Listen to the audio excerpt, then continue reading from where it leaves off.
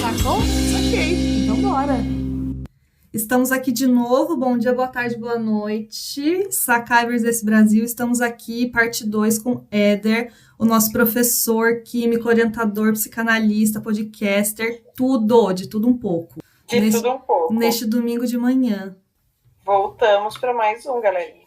Voltamos, agora vamos falar de um tema que é um tema, acho que muito importante. Muito. Que é a questão do universo LGBT, né? Então, acho que vou contar um pouco da minha história, vou fazer alguns apontamentos que eu acho que são importantes, né?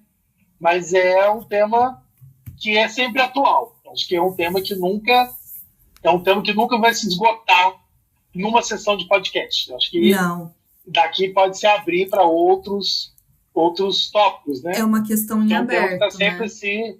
Exatamente. Tem que ser falado. Bom, minha trajetória, né? Eu acho que, na verdade, todo mundo sabe quando é gay. Você acha?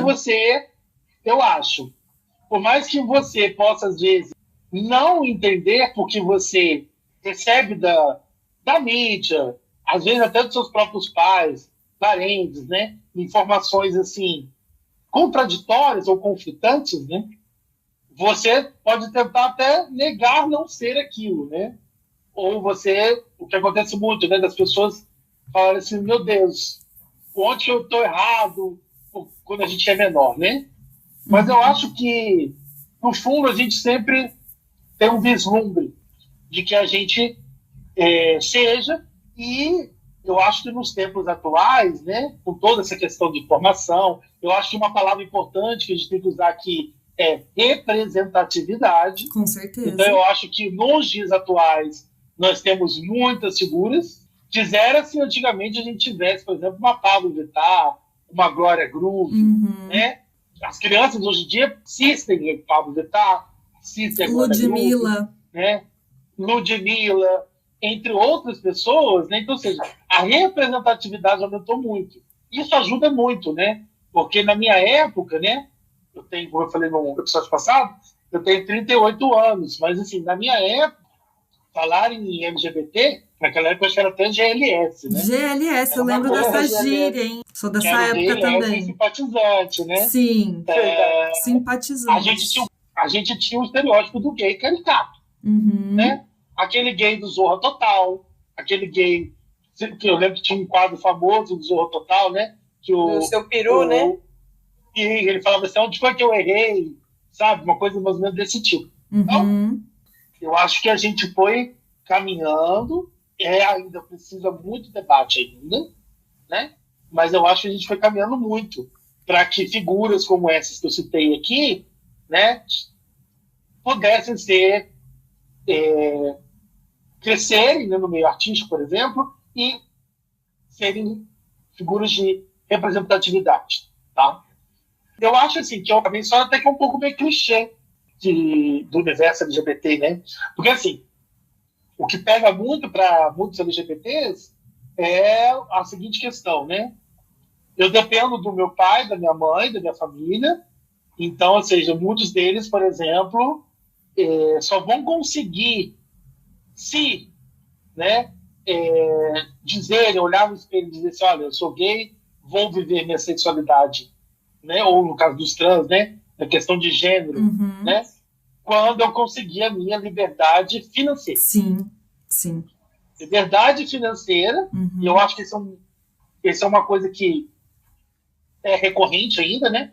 Liberdade financeira significa liberdade, assim, para os LGBTs, uma liberdade muito maior, que é aquela questão da pessoa se manter financeiramente, ter o seu espaço e não precisar ficar com medo recorrente, né, de ser expulso de casa, de não ter, né, o pai cortar a mesada ou não manter, entre outras coisas. Então, isso é um ponto muito importante. Isso é verdade. Né?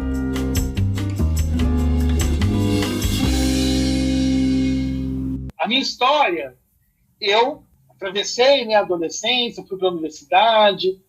Eu lembro que na universidade, na minha época, tinham, né, pessoas LGBTs, mas eram muito poucas, né? Sim. E quando a gente pensa assim, que hoje você, apesar de todo o perigo, tá, gente? E pessoas que andam de mãos dadas, aquela coisa toda, né? Temos o perigo que acontece hoje, por exemplo, em grandes cidades. Na minha época, quase que não tinha. Sim. Então, quando eu cheguei aqui em Itajubá, e com 27 anos, poxa, eu era um bolsista de doutorado que ganhava, sei lá, 2 mil e pouco, e virei professor de universidade pública. Um salário. Parece um sonho. Né? Aí eu falei assim, ó, aí eu cheguei para mim mesmo, e aí eu estava fazendo um gancho com o episódio anterior, né? O quanto de lutos eu tive que fazer para estar na posição que eu estou hoje, né? Porque isso é muito comum também, muito clichê, né? Que é que os gays têm uma adolescência tardia, né? Que eles deixam de viver uma adolescência na época normal, né? E vão viver uma adolescência tardia. Isso também aconteceu comigo. Então, com 27 anos, dono do meu nariz. Você né? foi viver Tinha a sua dinheiro. adolescência. E aí a gente começa a viver, né, coisas que a gente não pôde viver lá atrás. Né? Mas a sua família, você só foi contar aos 27 anos, então? Só o meu primeiro Caramba, beijo num homem foi aos 27 anos. Então você só Caramba. foi ser gay em paz aos 27 anos. Foi só ser gay em paz. Menino Exatamente. do céu. Caramba. E aí são lutas que a gente precisa fazer, né? Reprimido E aí, por 27 anos. Quando eu fui para análise, né? Intimamente eu já sabia que eu era, né? E o meu pai já faleceu, né? Mas o meu pai é caminhoneiro, era caminhoneiro. Então eu vivia num ambiente muito machista. Aham. O fato de eu já me sentir inadequado àquele ambiente familiar, hoje eu vejo, né, na análise, por exemplo, que me impulsionou a ir para a universidade. Uhum. Porque eu falava assim, gente, eu preciso sair desse cenário aqui. Então eu vou para a universidade, e lá na universidade Morar em outra eu vou ter o meu cidade. caminho. Isso. Não, eu estaria fadado É. a seguir aquele percurso. Uhum. Né? Então, de certa forma, isso me trouxe até onde eu estou agora. Mas aí eu só fui, como você falou, né? Eu só cheguei em paz aos 27 anos. Caramba, Caramba. E aí tem muitas demandas que a gente precisa responder, atender. E assim, né? Aquela coisa, você tem 27 anos, mas eu sou professor de uma universidade federal de uma cidade pequena. Uhum. Sim.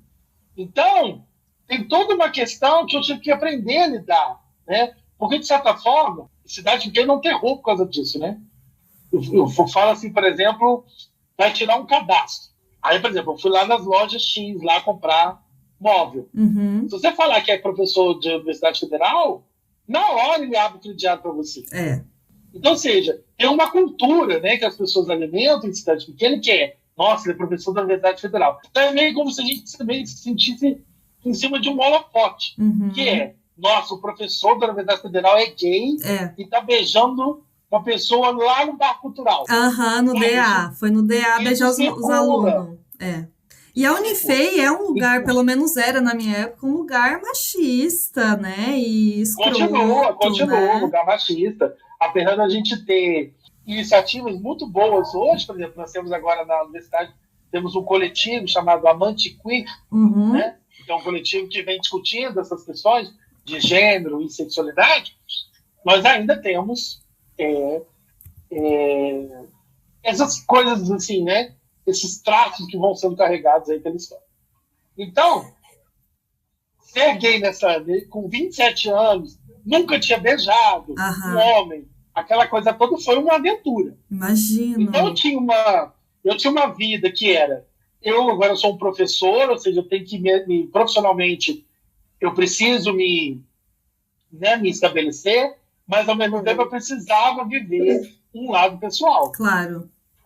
E aí, viver esse lado pessoal, durante uns 3, 4 anos, foi difícil, né? Porque aí todos aqueles clichês, né? Que a gente se apaixona, e aí você se apaixona, tem aquelas apaixonites de adolescência que você tem na vida adulta, mas que era para ter tido lá na adolescência, e por aí vai. Uhum. E o próprio movimento também, né? Porque o movimento LGBT, ele é um movimento muito diverso, e o movimento LGBT, eu sempre falo às vezes, o movimento LGBT tem que também se olhar no espelho, né? Porque a gente também carrega alguns traços, né, misóginos, carrega alguns traços. Então, a própria comunidade também. A gente é criado numa sociedade patriarcal e machista, né? Então, a gente tem muitos traços. E assim, uma coisa que eu sempre botei em mente foi: vou sair do armário, mas eu vou sair do armário de vez. Né? Porque tem pessoas que saem do armário. Nossa, sério? Tem gente que volta pro armário? Volta, amiga. Cara, sustentar a saída, né? Sustentar a saída do armário. Exatamente, sustentar a saída do armário. E aí, de certa forma, eu sustentei a saída, eu chutei Demoliu a porta, né? Demoliu. Derreteu com ácido sulfúrico no laboratório, né? Mas aí foi em todos os sentidos. Né? Então, por exemplo, tem Tinder nesses aplicativos, né, de namoro. E, claro, eu usava muito, porque, né, uma cidade onde você tem espaço né, LGBT, gente? Você tem que ter para conhecer gente. Não, né? mas que até o hétero também. Então, por exemplo, ela tinha sempre o meu nome, minha idade, minha profissão, ou seja, eu não escondia. Tipo assim, olha, eu sou um professor, trabalho na universidade, tenho tantos anos, ou seja, para que as coisas fiquem naturalizadas. Claro. Né? Tipo assim, olha, ele é um professor. É o negócio da representatividade que você estava falando. Tem pessoas famosas, mas tem o pessoal do dia a dia também, né? As pessoas têm que entender que a sexualidade nossa é uma pontinha só da nossa vida. A nossa vida é cheia de outras coisas. Claro. Né? Tem nosso trabalho, tem nossa... A questão do LGBT, na verdade, é uma questão que deveria ser trabalhada com todas as pessoas, hétero, não hétero, tudo, porque isso explora uma parte muito grande da vida da gente, que é a nossa sexualidade. A gente tá aí toda hora vendo coisas acontecendo, despertando sentimentos, despertando vontades, e aí a gente fica tão num tabuzão, numa coisa tão fechada, que as pessoas não conseguem libertar essa parte, sabe? De viver, de ser. Isso é uma coisa que deveria ser debatido por todo mundo. Claro, claro. E eu acho que esse debate ele tem que ser feito de forma sem rodeios, ou seja, as pessoas têm que tratar com naturalidade. Né? Sim. Então, ou seja, tem aquela coisa, né? Eu sempre digo do armário de vidro, né? As pessoas estão no armário de vidro, ele acha que está enganando todo mundo, né? Mas, enfim.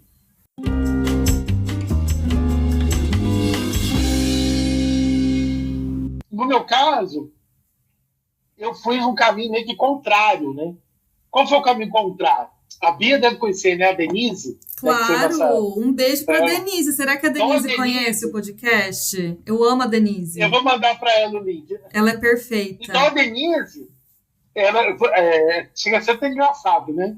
Quando eu viajava, porque assim, antes de eu tirar a carteira, eu pegava ônibus de Lorena até Resende.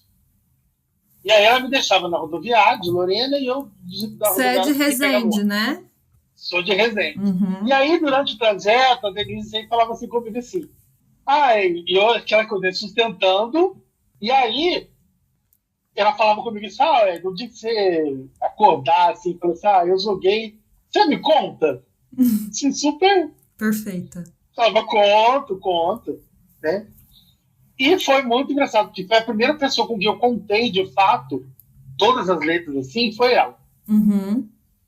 E a atitude que ela teve comigo na época foi assim, ela levantou da cadeira, ela me abraçou, ela falou, olha, eu já sabia, mas eu acho que é importante você ter vindo aqui me contar. Sim. Porque mostra que você está à vontade com a sua sexualidade e à vontade para dividi-la com outras pessoas. E aí que tá, que é o grande tchan da coisa, né?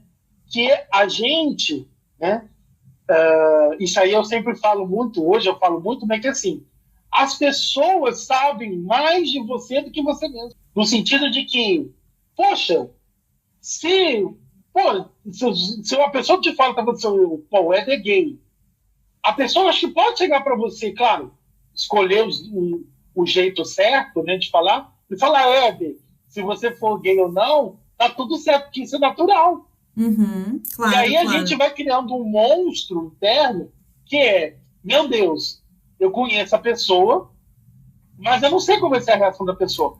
E é por isso que é muito importante as pessoas que são héteras, né, se educarem. Porque às vezes ele pode ter um amigo que seja gay ou lésbica, né? Enfim. Mas a gente não deixa ele confortável, né? Não, você não deixa ele confortável, porque às vezes você começa a fazer piadas homofóbicas. E aí a pessoa, ela pensa assim, nossa, gosto do fulano como amigo, mas ao mesmo tempo, se eu falar, se ele faz esse tipo de piada, como é que ele vai reagir? Então, ou seja, esse letramento LGBT que a gente fala, ele é muito importante por causa disso, para que essas pessoas héteras ou amigos de pessoas LGBT, que às vezes as pessoas querem contar, mas não tem medo de contar, né? Elas fiquem confortáveis de saber que aquela pessoa ela é uma aliada da comunidade, ou seja, ela não está reproduzindo um discurso opressor. E a pessoa possa falar, olha, eu sou isso aqui, está tudo certo. Agora, se você é uma pessoa que está o tempo todo reproduzindo esses discursos, como é que a pessoa vai se sentir à vontade para te contar? Mas se a gente parar para pensar também, se a gente chegasse num patamar bem de naturalização, a gente não precisaria nem reforçar a nossa identidade. Né? A gente nem precisaria falar. Mas aí, exato. Até porque ninguém chega para você e fala, olha, esse fulano só é hétero. Exato. Né? Ninguém chega pra você. E a gente não precisaria falar, sabe? Mas esse movimento, eu acho que ele ainda é importante. Né? E aí eu fui muito bem recebido, né? Aí a Denise foi a primeira. Algumas outras pessoas eu contei. Tinha outras pessoas que eu fiquei com medo de contar. Aí, mas na hora que eu contei foi super tranquilo, né? Inclusive teve uma pessoa que falou assim, Éder, eu já sabia, inclusive meu irmão é gay também, sabe? Tipo assim. Então, nessa de eu contar primeiro a Quinta Jubá, que assim, eu fiz caminho dessa, eu contei a Quinta Jubá, depois eu contei para minha mãe. Meu pai, na época, já tinha falecido, né? Não foi uma recepção tão boa, tá? A minha mãe, ela, tipo assim, sabe quando a pessoa, ela não quer tocar no assunto, para não ter que falar, perguntar? Foi mais ou menos isso. E é até hoje mais ou menos isso. Até hoje. Em casa. Não é naturalizado ainda na sua casa. Então. Não é naturalizado. Mas eu acho que se eu não tivesse feito esse movimento de ter contado aqui e ter tido uma recepção boa, talvez eu teria ficado com medo de contar. Aqui, com certeza. Se eu tivesse contado primeiro. Com certeza. Eu teria ficado com medo. Com certeza. E aí eu não teria contado aqui. Então, ou seja, esse movimento. Né? E aí, que é, vamos dizer assim, a luta de todo LGBT, né? Que é o que eu sempre falo. E aí eu vou defender a análise mais uma vez, né? Porque a gente cresce achando assim, né? O amor de uma mãe por um filho é incondicional. E aí você cresce. E aí quando você conta para sua mãe sobre a sua sexualidade e vem um e sim, aquilo para você é motivo. Nossa, boto fé. Motivo. E aí exige todo um trabalho na análise para você desconstruir. Primeiro, não existe amor incondicional, ou seja, o amor ele Mas é aí condicional. A mãe teria que ajudar e fazer uma análise também, né? Claro. O amor é condicional. Então, ou seja, eu estou falando aqui da parte que me cabe, né? Eu tinha que desconstruir essa questão, né? De amor incondicional. O amor ele é condicional, ou seja, nem amor de mãe para filho, nem de pai é incondicional. Né? E outra, a gente também tem, nós filhos, né? A gente cresce achando que pai e mãe são, assim, perfeitos. Então, é um outro trabalho para a gente desconstruir essa imagem. Ou seja, a sua mãe e seu pai tem tá defeitos. Cheio de furos. Sim. São perfeitos, está cheio de furos. E muito provavelmente você tem os mesmos furos que eles e não percebe também, né? Assim, de certa forma. Pode ser que sim, pois claro.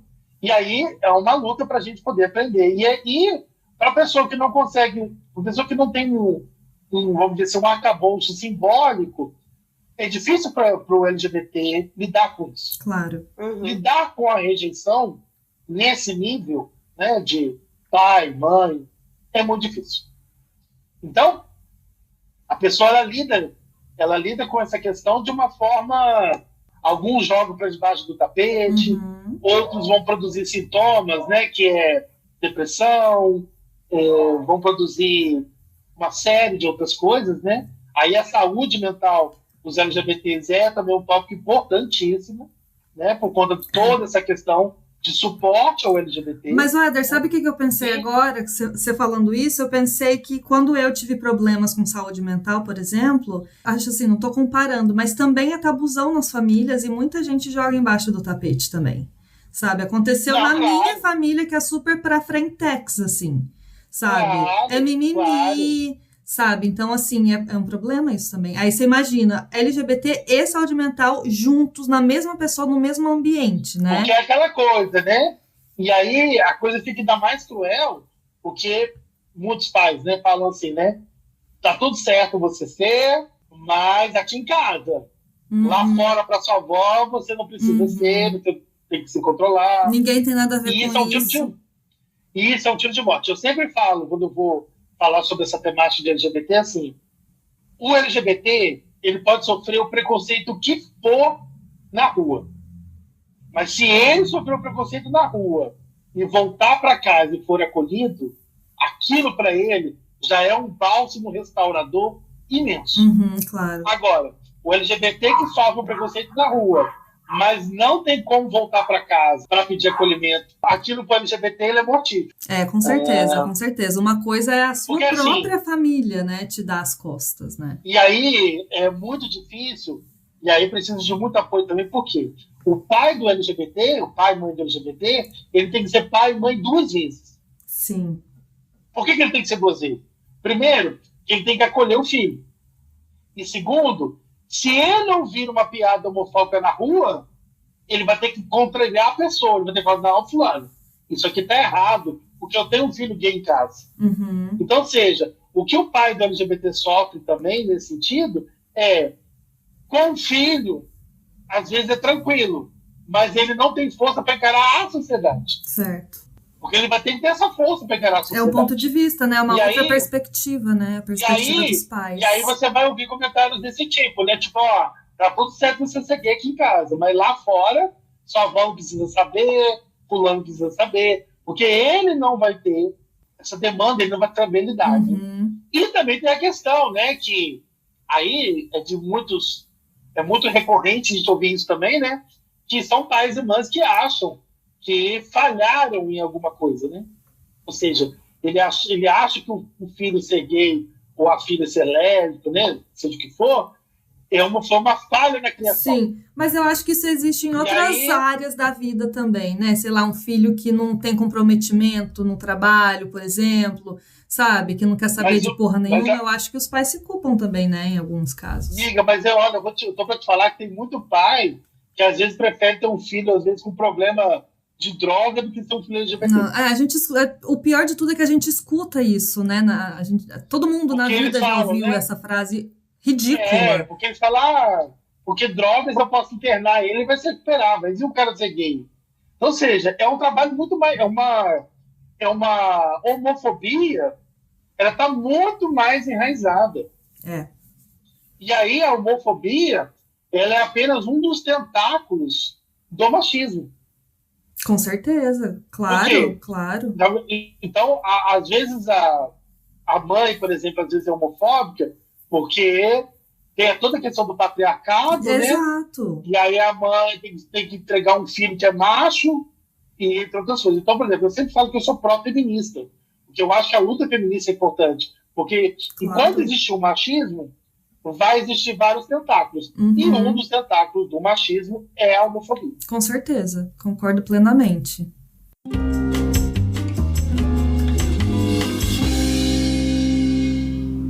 Então esse tema é um tema assim, que é bastante espinhoso, né, para muita gente, porque é aquela coisa, né, quando você coloca as suas falhas, os seus defeitos, quando alguém coloca você face a face, né, com esses defeitos, a tendência a pessoa é negar, a tendência a pessoa ela é escapar pela tangente, né? Tem uma cronista chama Ruth Manos, e a Ruth Manos ela escrevia para o Estadão, não escreve mais, mas tem um texto dela que é assim, ó, cartas aos pais de um filho gay. Eu acho que assim, sugiro até para a audiência procurar esse Vou texto. anotar para colocar nas dicas. Carta aos pais de um filho gay. E eu sempre falo que é um texto assim, que quando eu leio, Eu posso ler ele 100 vezes. Toda vez que eu leio ele, aquilo me reverbera de um jeito diferente. Então, no texto, ela fala assim, né, a Ruth Manos, quantos amigos dela sofreram? Porque, por exemplo, vocês que são héteros, quando terminam um namoro, vão chorar na cama com os pais, né? Sim. Agora, quantos LGBTs vivem relações, têm os corações partidos e não tem para onde chorar? Às vezes chora no banheiro, durante o banho. Escondido. Né? Ela já começa com essa pedrada aqui, né? E aí tem uma parte do texto que ela fala assim, você que é pai e mãe de LGBT, procure saber mais sobre sobre a vida do seu filho, com quem ele sai. Sim. Existem gays até mais caretas que muitos héteros dela. Até ela faz essa brincadeira, né? Porque fala que gays é promíscuos, né? Então, ela faz essa brincadeira. Não, tem hétero que é muito mais promíscuo. Com certeza. Né? Pergunta se seu filho quer casar. Pergunta para o seu filho se ele quer casar e qual que é a festa que ele gostaria de ter. Né? E tem uma parte do texto, uma frase desse texto, que é uma frase assim, que é assim, emblemática, que é mais ou menos, ela diz assim, né? Se você contar para a tia, sei lá, vou chamar a tia Isolda. Se você contar para a tia Isolda, durante o almoço de domingo, que seu filho é gay, e se ela engasgar, bata nas costas da tia Isolda, não no ego do seu filho. Total. Perfeito. Tipo assim, né? Com certeza. Se ela engasgar com amendoim, é problema dela. Se seu filho é gay, o problema é dela, não é do seu filho. Exatamente. E o que os pais fazem isso, né? Ah, mas se eu contar para sua avó não vai aceitar. Sua avó morre. Filho, né? Sua avó morre. Aí que morra. Filho. Aí, ao invés dela falar com a avó, não. E aí tem uma parte do texto dela que ela fala assim: essas pessoas mais antigas, elas têm que levantar uma posição de ter dado sorte, de ter acompanhado a evolução do tempo e de estarem vivas num tempo onde pessoas do mesmo sexo podem se relacionar. Mas, de forma geral, eles são os mais conservadores, né? A galera das antigas. São mais conservadores. E aí o pai faz isso, né? Os pais fazem isso. Acho que a minha mãe faz um pouco disso.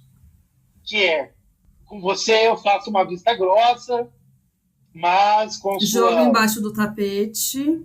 E aí, ó, pra sua avó não vai falar não. Pra fulano não vai falar não. Sabe? É um pouco assim. Então, assim, hoje eu falo com naturalidade, porque eu já tratei isso muito bem, né? Então, ou seja, não vou voltar fazendo barragem. Mas, para alguns LGBTs, isso aí é um tiro de morte. E é compreensível que seja, né? Porque se sua própria mãe, que te dá carinho, te deu isso, aquilo, não aceita você... A tal do amor incondicional, que na verdade não é condicional. E aí, isso está muito enraizado, né? Por exemplo, eu recebo alguns alunos na minha sala, às vezes, né? Que vão lá, sabem que eu sou gay, eu falo abertamente, né? E aí eles vão lá na minha sala, vão conversar comigo, né? Sobre alguns assuntos, né? Bom, se perguntar assim, você já sofreu homofobia no trabalho? Já sofri. Eu ia perguntar sobre essa questão nas universidades. Dois casos que me vieram à mente agora. Um caso foi um antigo diretor meu, que nós estávamos de mudança e ele falou comigo assim, não, carregar a mesa não é serviço pro Éder, não. Te dizer assim, sabe? O Éder é gay, aí o que ele fez, né? Ele já foi duplamente preconceituoso, né? Ele associou o gay com o feminino e ele já associou o feminino com o sexo frágil. O fraco. Ou seja, quer dizer assim, o Éder é gay, então o Éder é menininha, então o Éder não dá conta de carregar uma mesa. E, gente, o Éder é enorme, tá? Carrega várias mesas, se quiser. Enorme. Então foi um preconceito que... Claro. Aí eu, na época, eu interpelei. Ele falou, mas o que você falou? Ah, é? Aí ele viu que eu tinha... Isso já é alguma coisa, né? Porque às vezes a gente sofre algum assédio, assim, algum preconceito, e a gente não sabe revidar, né? Foi o meu caso. Eu falei, não, mas o que você tá falando? Aí ele viu que ele recuou. E um outro caso, que foi mais assim... Foi o seguinte, eu era coordenador de curso, e uma aluna foi na minha sala para fazer matrícula numa disciplina que era fora do meu instituto. E aí ela não estava conseguindo fazer a matrícula, eu liguei para a secretária do outro instituto, e aí eu perguntei, olha, estou com uma aluna aqui, a professora X, ela não está no gabinete dela? Aí ela falou assim, não está. Falei, você tem o e-mail dela para você me dizer? Aí ela falou assim, claro. Aí ela foi falando, o e-mail de repente picotou. A ligação, eu falei, se você poderia repetir? Eu falei, claro, V de bola, V de viado, e deu uma gargalhada. Ai, meu Deus do céu. E aí, na hora que eu escutei aquilo, eu falei assim, gente, não é possível que eu estou escutando isso, né? Meu E Deus. aí eu encerrei a ligação, e aí eu fiquei com aquilo na cabeça, eu falei, gente, mas... E aí, né, era um outro diretor do instituto, né? Aí eu agradeço muito a esse diretor, que é uma pessoa bacanérrima. Eu conversando com ele, eu falei assim, olha, fulano, aconteceu essa situação. Eu acho que, no primeiro momento, eu fiquei meio sem ação, mas eu acho que é importante, estou te contando, para que você comunique com o diretor do outro instituto, para que as secretárias façam, né? Não estou querendo, mas eu não estou querendo, assim, punição para a secretária, eu acho que seria uma forma educativa, né? E ele redigiu um e-mail falando, olha, um funcionário meu aqui, aconteceu isso e isso, estou pedindo a gentileza que você comunique às secretárias que é para ter um tratamento assim, esse assado, né? Ressaltei que homofobia é crime, né? E que não é qualquer brincadeirinha que você pode fazer que vai, deu risada e tá tudo certo. Não, exatamente. É importante lembrar sempre que homofobia é crime, né? Acho que as pessoas esquecem, né? E aí, acho que você me conhece bem, eu tenho um jeito super divertido, eu brinco muito. Então, às vezes as pessoas brincam, às vezes elas vão brincar, elas vão achar assim, mas o Éder é divertido, vai levar na brincadeira. Eu falo, mas uma coisa com coisa séria não se brinca, né? Não, eu falei, uma coisa é brincadeira, outra coisa é uma homofobia velada. Exato. Homofobia velada, o machismo velado, aí, tudo. E aí, os alunos que vão na minha sala, eles falam abertamente para mim, falam assim, Éder, eu morro de medo de me assumir, porque eu estou numa empresa e eu fico com medo de me assumir. Então, nesse ponto, eu tenho vantagem. Por quê? Porque eu sou um funcionário público e sou um funcionário público, já passei pelo probatório. Então, ou seja, caso eu sofra uma homofobia, eu posso ir no comitê de ética da universidade e falar, olha, sofri homofobia. Ou seja, eu não vou ter medo de ser prejudicado. Agora, eu entendo, de certa parte, quem não tem esse respaldo, né? Certo. Ou seja, tem funcionários, né, tem alunos que vão fazer estágio em empresa que houve uma série de atrocidades e eles ficam com medo de chegar no RH e falar, olha, fulano, né, estou ouvindo isso. Porque a própria empresa não tem uma política. Exato. Que é o que acontece, né? As universidades não tinham também, né? Acho que é uma coisa relativamente nova, não é? Eu acho assim, que é uma universidade essencialmente masculina, né, a nossa aqui. Sim, porque é essencialmente exatas, né? Que é masculino. Tem cursos aqui que são majoritariamente masculinos, por exemplo, a física. A física é um terror. A física é um terror. Mais masculino de a física todos. tem poucas mulheres, né? Pouquíssimas. Físicas, né? Então é um ambiente que se perpetua. Né? Então, ou seja, eu acho que falar sobre esse assunto, fazer mesas, ou seja, convidar os professores a participar. Letrar as pessoas, né? Igual você falou. Isso, é o que eu falo, exato. É o letramento LGBT. Porque tem professor, por exemplo, que acha LGBTQIA+, é letreiro de boate. Pois é. Eles acham que é letreiro de boate, que, sabe? Não significa nada, né? Não significa nada. E aí fica reproduzindo comentários. Claro. Né? Então, é muito importante esse letramento.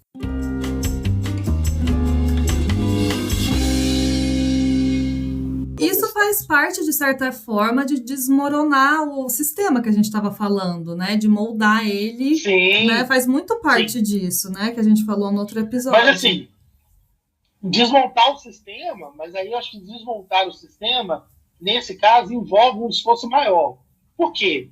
Porque à medida que você desmonta o sistema de um lado, existe a contra... que é igual a física, né? O princípio da ação e reação, né? Então, para cada movimento de ação, existe outro movimento de reação. Claro. E esse movimento vem da onde, né? Dos reaça. Por exemplo, igreja dos reaças, né? E existe um discurso religioso, né?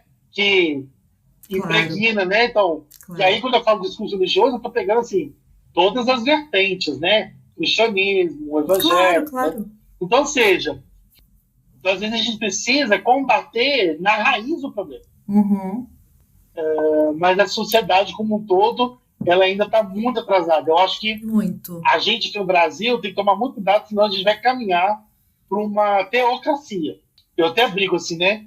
Ih, gente, daqui uns dias vai virar Handmaid's Tale isso aqui, nós vamos falar Bless the Fruit. Nossa, assim, Handmaid's Tale pesadíssimo, hein? Nossa Senhora. Porque é uma distopia, mas é pesadíssimo. Verdade, mas a teocracia, né? A teocracia tá, né? Fundamentalismo religioso. Abençoado seja. No Brasil hoje tá assim, níveis galopantes. Pesado. É muito triste ouvir isso, né? Porque assim, a gente tá fora, a gente meio que se blinda de ver a real situação do Brasil, a gente só lembra das coisas boas estando fora. Mas é muito triste ouvir isso. Porque não deveria estar caminhando para isso. Muito. Não deveria estar caminhando para Handmaid's Tale. Devia estar caminhando para Imagine, do John Lennon, entendeu? Eu cresci para ver isso, sabe? Mas eu acho que a gente tá nesse movimento agora, por isso que eu tô em crise, sabe? Porque tá muito choque, a gente tem o quê? 5, 6 gerações vivendo junto, do mesmo tempo.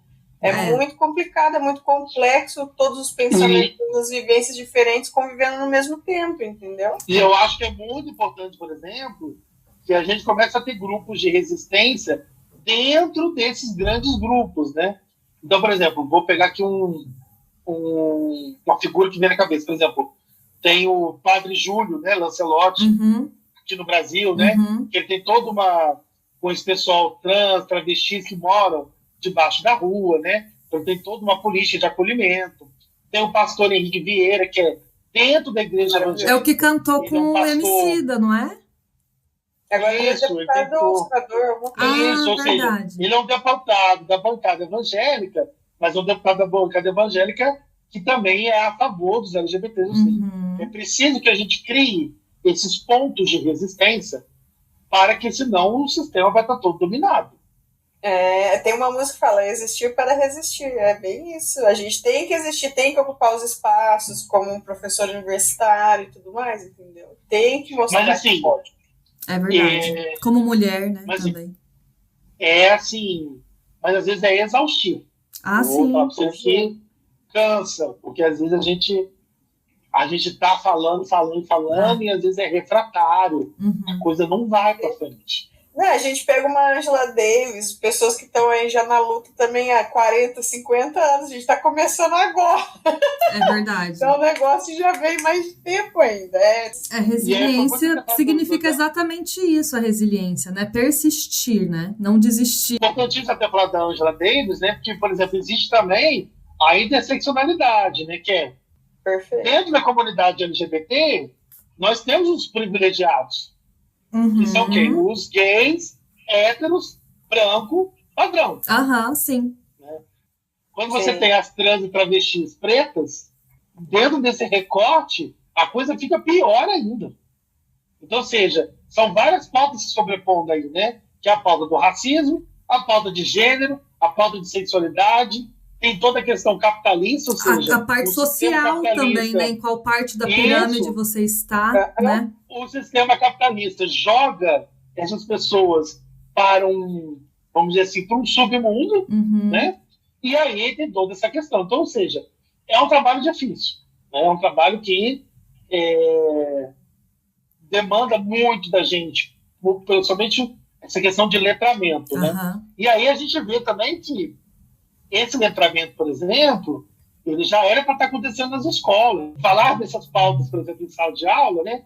Explicar para a pessoa, olha, o L é isso, o G é isso, o B é isso. Sim. Se você fala isso hoje em sala de aula, nossa senhora, você é quase que excomungado, né?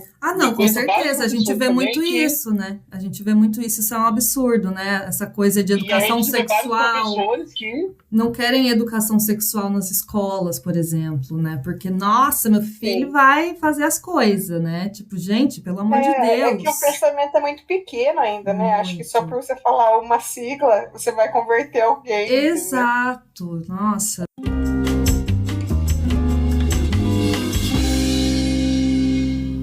sempre brinco, né? Eu falo, gente, cura gay não existe. Agora a cura hétero existe.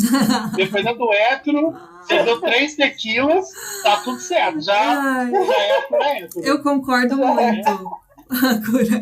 Então, ou seja, esse letramento é importantíssimo, né? Com certeza. E eu estou falando aqui do Brasil, mas a gente tem aí uma série, né, nos Estados Unidos, por exemplo, no Texas, por exemplo, tem muitos centros de cura gay. Né? Meu Deus do céu. Os Estados Unidos, né? Teoricamente um país que já mas é um avançou país nos que elege temas. Trump, né, Éder? Tá? Essas coisas estão relacionadas, Exatamente. né? Fazer o quê? Exatamente. Então temos assim, você imagina, né? Em pleno 2024, clínica de cura gay. Uhum. Né? Então, você vê aí. E também tem uma questão de saúde pública, né? Porque, por exemplo, e aí nesse ponto, as trans sofrem muito, né? Com Porque o certeza. sistema público, o sistema de saúde não acolhe a pessoa. Não. Então, por exemplo, mulheres trans, tem ginecologistas, por exemplo, que não atendem mulheres trans. E homens trans do sul, né? Ou seja, é toda uma luta aí, pegando um gancho no episódio anterior, né, que é sobre saúde mental. A saúde mental da população trans e travesti é, assim, a mais deteriorada. Com certeza. Tanto é que as taxas de suicídio das pessoas trans e travestis é enorme dentro da comunidade. Ou seja, é uma parcela da comunidade que a gente precisa ter olhos mais atentos, mais cuidadosos. Porque senão você corre o risco de perpetuar um massacre mesmo com as pessoas desse extrato da comunidade. Claro. Então, a dificuldade de emprego para elas é muito maior. Claro, tem gente que não contrata. São corpos que não existem, né? Eles fazem que esses corpos não existem. Isso não acontece. Exatamente. E aí tem que excluir. Aconteceu recentemente, agora. Foi, na verdade, 2 dias atrás, uma coisa que foi muito triste, na verdade. É uma pessoa que é uma mulher trans lá em Santa Cruz. Santa Cruz, como já sabem, é 5 mil habitantes. Então, tipo, desde o começo, quando ela fez a transição, tudo, e ela sofreu um acidente, ela faleceu, 30 e pouquinhos anos. Só que ela já estava como procuradora-geral de Porto Ferreira, ela já estava, sabe, assim, tipo, topíssima. E aí até meu primo ficou bem chateado por conta disso, porque já sofre para conseguir chegar nesse patamar, estudar, ser reconhecido e tudo mais, e aí acaba falecendo, sabe? Aí sente muito também, não só pela vida dela, mas também pelo que ela representava, sabe? Porque para ter outra vai ser muito difícil, né? Não tem? Então, no Brasil tem vários casos, né? Por exemplo, a Dandara, né? A famosa. O caso da Dandara, que ela foi linchada até a morte, né? A travesti Dandara. E aí tem muitas pessoas que falam assim, mas são pessoas iguais a gente. Aí as pessoas gostam de tomar a exceção como regra, né? Então, por exemplo, a Erika Hilton. A Erika Hilton é um expoente, né? Sim, claro. Da política. Claro. Assim, quantas Erika Hilton surgiram ou surgirão? A Erika Hilton, ela tem uma representatividade enorme, mas a Erika Hilton ainda é um número muito pequeno. Né? Sim. Assim, ou seja, é uma exceção à regra.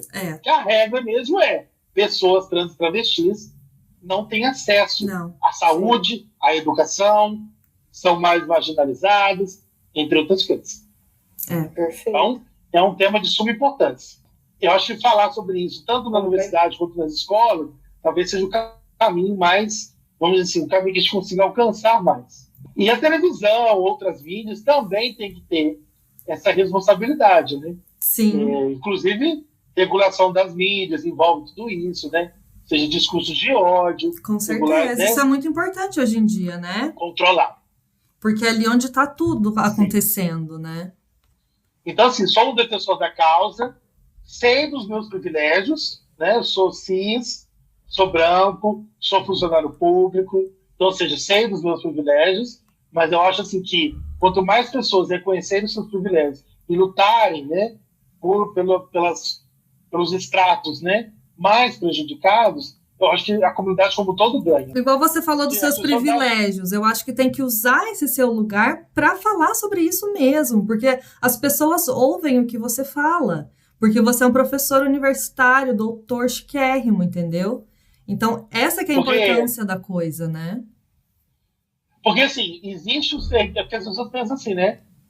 Mas eu sei a coreografia do Vogue e da Madonna, Mas existe também o ser gay no dia a dia. Claro. Sabe? As pessoas às vezes têm uma noção, ele é gay, ele é divertido, sabe a coreografia do bang, da Anitta. Uhum. Mas tem também o ser gay no dia a dia. E ser gay no dia a dia, gente, é muito difícil. Imagino. É muito difícil.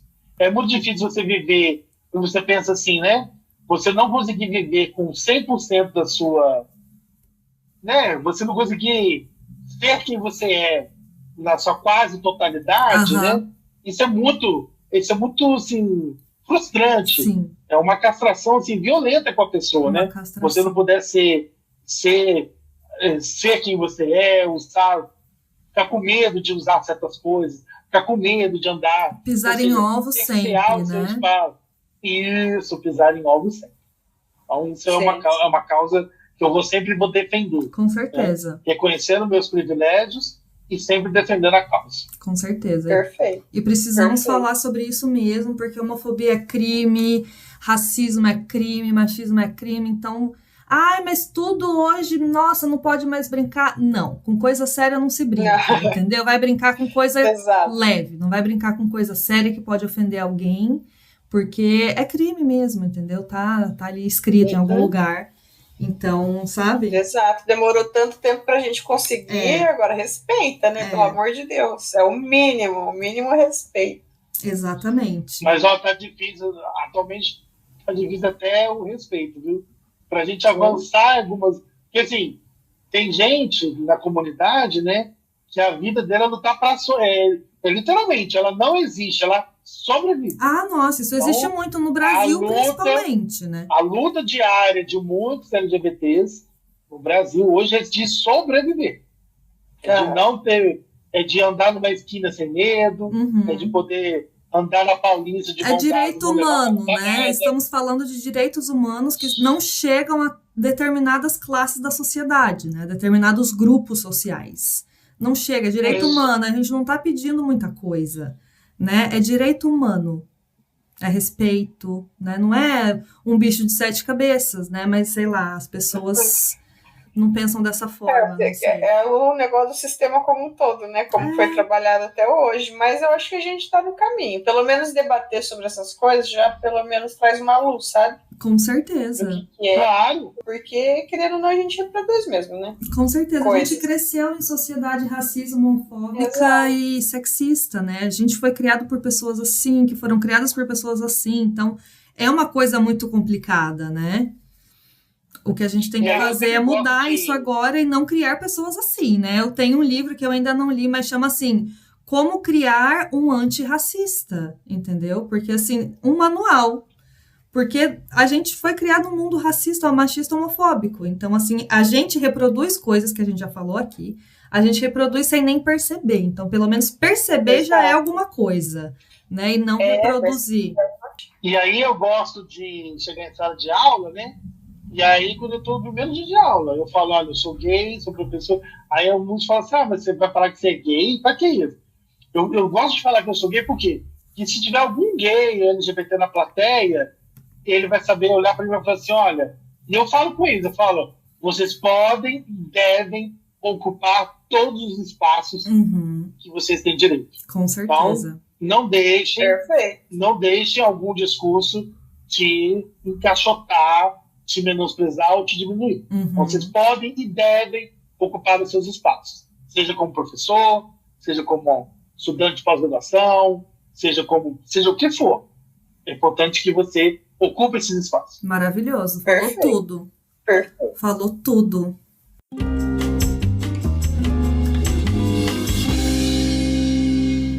Eu acho que é isso, então. Depois dessa aula que tivemos com essa. Depois dessa aula. Como ser gay no Brasil, sobreviver, como resistir, né? Foda, cara. Exato. Porque é outro ponto de vista. A gente sempre traz aqui a questão de ser imigrante, ser mulher. O Éder trouxe um outro ponto de vista completamente diferente e que precisa, sim, ser despejado nas orelhas das pessoas. É muito importante. Perfeito. Éder, muito obrigada por ter participado, você é maravilhoso. Gratidão, amado, gratidão. Gente, mais uma vez eu peço desculpas porque o áudio vai estar meio zoado dessa vez. A gente teve vários problemas técnicos, mas o que vale é o conteúdo, eu acho, né? O conteúdo tá maravilhoso. Espero que a audiência goste. Espero também. Muito obrigada, Éder, mais uma vez. Obrigada, Jéssica, que acordou cedo na ressaca para participar dessa sacada. Nossa senhora, ressaca brava. No meio das férias. No meio das férias, acordou cedo para gravar esse podcast com a gente. Obrigada aos Sacaivers que ouviram também. Obrigada, Éder, mais uma vez. Obrigada do fundo do meu coração. Eu que agradeço. Foi um prazer incrível. estar com vocês aqui. Muito incrível. O prazer foi nosso. Beijo, gente. Um beijo. Beijo. Tchau, tchau.